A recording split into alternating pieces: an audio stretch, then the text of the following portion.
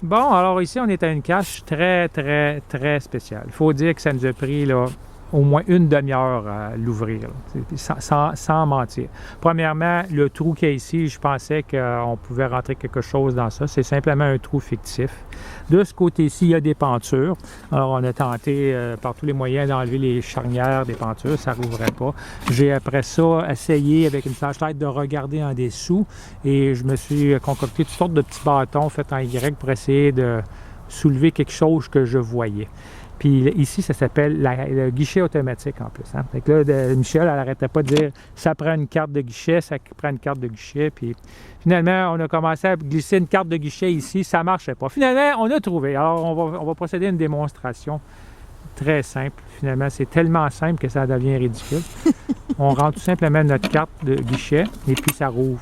Pourquoi? Parce que c'est un mécanisme de clôture. Là. Tout le monde, on a toute une clôture comme ça chez nous, là, avec le petit crochet là, qui soulève. Donc la carte soulève ceci. Après ça, deuxième étape, c'était pas fini.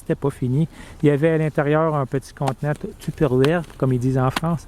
Et puis il y avait une espèce de petit coffre-fort fait de bois et on a dû l'étudier pendant très longtemps, le petit crise de coffre, pour s'apercevoir que finalement c'était comme un tiroir.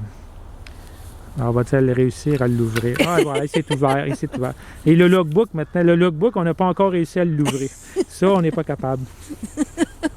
Mais c'est une petite belle cache, une bonne cache, bien qu'elle me fait bien chier. Là, je vais m'en rappeler. C'est une petite bonne cache. On est donc parti vers d'autres aventures.